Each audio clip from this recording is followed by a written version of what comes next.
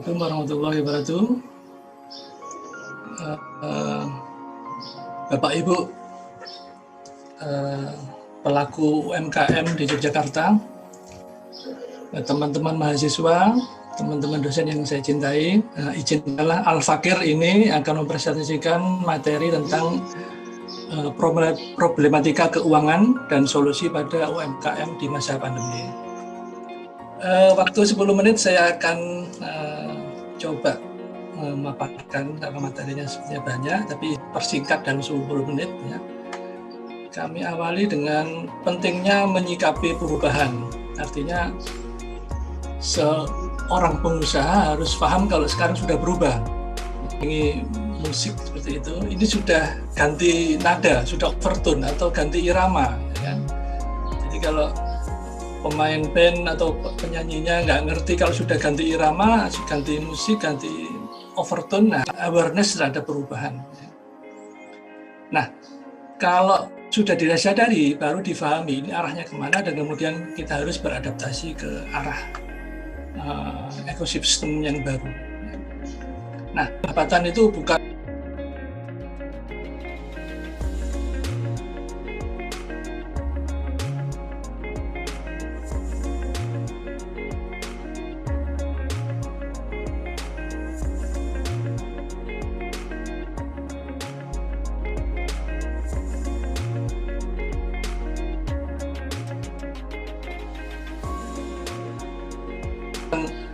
pemasukannya. Pendapatan itu bahasa Inggrisnya revenue. Ini sekalian memperkenalkan istilah-istilah bisnis ya, buat teman-teman UMKM yang barangkali mungkin masih seringkali menggunakan istilah-istilah praktisnya. Misalkan pendapatan adalah revenue atau omset ya, pendapatan dari penjualan bisa, pendapatan jasa bisa, pendapatan sewa bisa, pendapatan keuangan atau revenue. Nah, ini selama pandemi mengalami penurunan. Nah, kemudian kesulitan arus kas, terutama arus kas operasi. Arus kas itu ada 3, arus kas operasional, arus kas investasi, dan arus kas pendanaan. Ya. Bisa jadi arus kas pendanaan tetap mengalir masuk, misalkan kita dapat hutang bank atau menambah modal baru, sangat mungkin. Karena apa?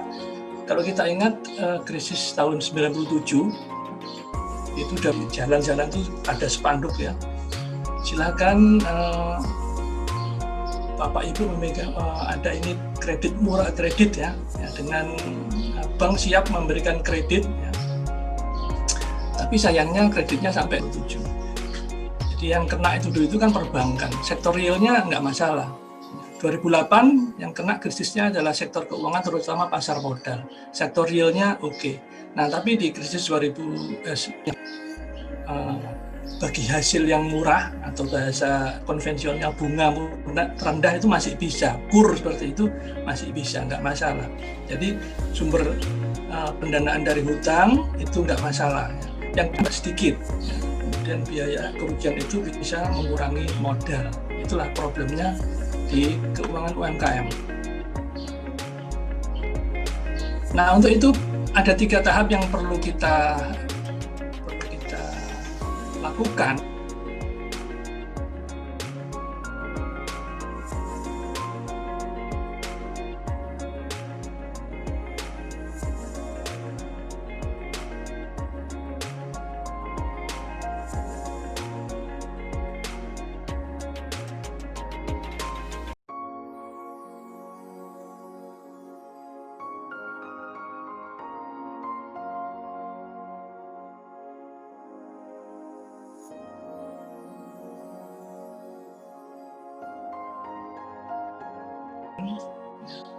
Yaitu pertama adalah melakukan perubahan bisnis atau business change.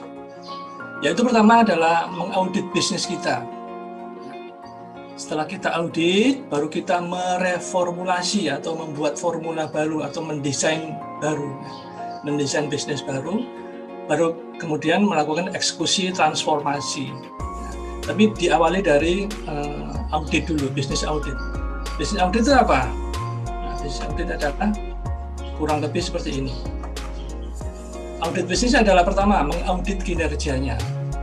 kinerja operasional UMKM kita, kemudian mengevaluasi sistem penggajian, sistem akuntansinya, sistem penjualan dan seterusnya.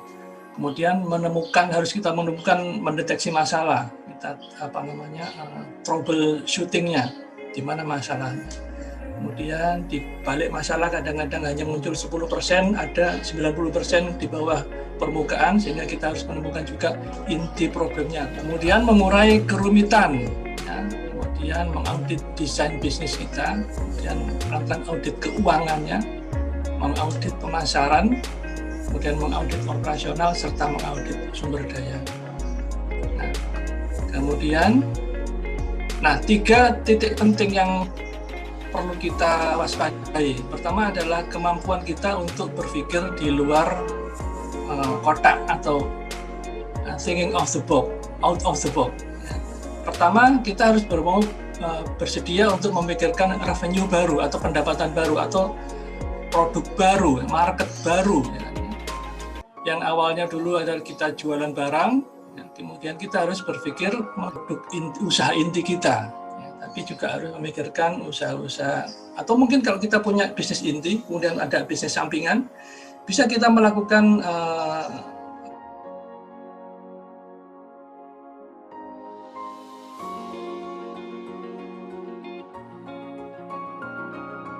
sedikit meninggalkan bisnis inti, kemudian fokus kepada bisnis sampingan. Kalaupun bisnis sampingan tidak memadai, kita harus mau belajar atau membuka bisnis baru, bukan inti dan bisnis sampingan yang kita selama ini geluti. Nah, kemampuan itu yang kita harus punya. Kemudian adalah yang kedua adalah manajemen biaya. Manajemen biaya itu kita harus paham biaya mana yang menjadi masalah, terutama saat ini adalah biaya variabel. Biaya variabel itu biaya yang membengkak dengan seiring dengan jumlah omset, seperti itu kan. Nah, karena omset kita turun sehingga biaya variabel turun, masalah. Yang juga penting adalah periodic cost, biaya tetap bulanan, seperti gaji karyawan, listrik, itu harus dihemat. Misalkan kita biasa pakai lampu yang reguler, kemudian bikin lampu LCD, itu salah satu contoh saja. Kemudian memberikan penggajian yang mungkin bisa dinego dengan karyawan tanpa harus PHK, kalaupun itu menjadi pilihan terakhir. Nah, seperti itu kan, kita pusing dengan masalah seperti itu. Kemudian yang penting juga adalah kita mewaspadai antara cost dan loss. Cost itu adalah biaya, loss adalah kerugian.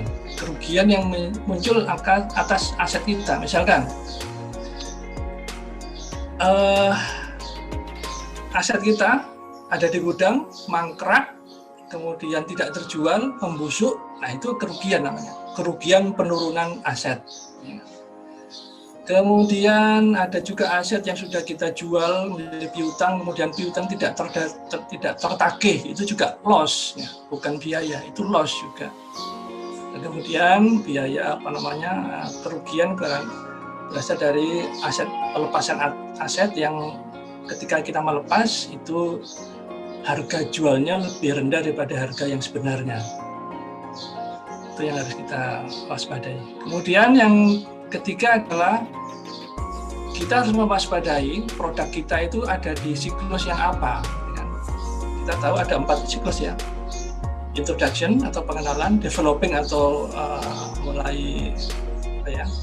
produk itu mulai dikenal oleh masyarakat, kemudian maturity atau dewasa, produk itu benar-benar dikenal dan banyak dibeli.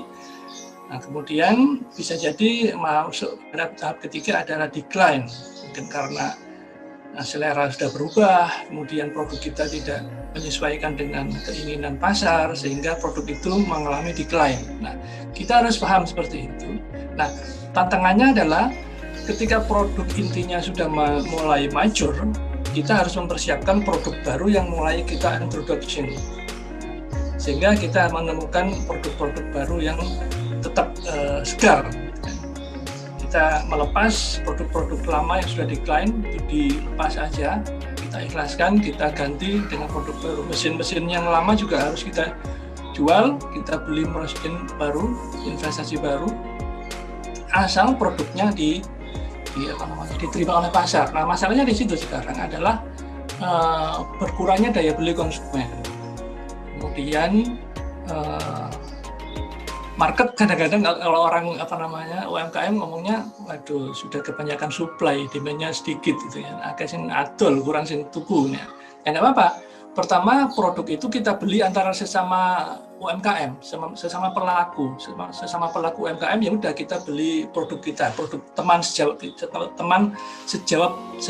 pengusaha kita. Nah, setelah kita beli, kemudian kita komentari, kita kasih support, ya, kita publikasi, ya, selama tidak najisi atau memanipulasi, ya. Kita harus sesuai dengan memberikan support, testimoni yang baik sesuai dengan apa adanya, ya. Kemudian produk itu kita viralkan, kemudian mulai konsumen mengikuti kita. Nah, itu seperti itu. Jadi kalau kita mengharapkan itu muncul dari konsumen, kayaknya agak sulit. Jadi sesama UMKM kita harus saling mempromosikan produk UMKM kita sendiri. Nah, itulah yang harus dilakukan tiga poin yang penting. Yang lain adalah kita survive, ya, tetap harus survive. Bisnis kita harus jalan, karyawan kita harus diberi gaji, itu ada di balik karyawan ada anak dan istri yang di sana, anak suami istri, kemudian bisa merecovery, mengadaptasi, merubah, focusing kepada produk yang sesuai dengan selera. Produk-produk yang tidak sesuai dengan selera pasar kita hilangkan. Bisnis-bisnis sampingan yang tidak profitable, ya udah kita ikhlasan untuk kita ganti. Berkolaborasi, kita bisa juga melakukan kolaborasi dengan UMKM, teman UMKM yang lain. Jadi itu memperkuat sinergi. Kemudian evaluasi, business audit, reformulasi dan transformasi sudah saya jelaskan di atas.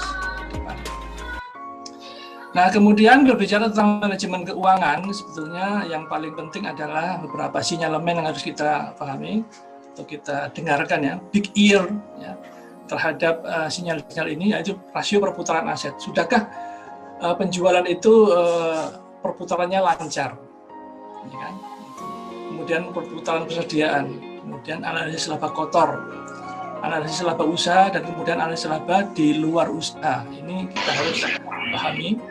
Nah, rasio ini adalah beberapa rasio yang penting untuk kita cermati lah. Itu rasio itu banyak banget, tapi yang beberapa yang penting itu adalah ini. Mungkin bisa kita diskusikan di waktu tanya jawab. Saya kira itu aja. Ya, demikian presentasi saya cukupkan. Semoga bermanfaat. Assalamualaikum warahmatullahi wabarakatuh.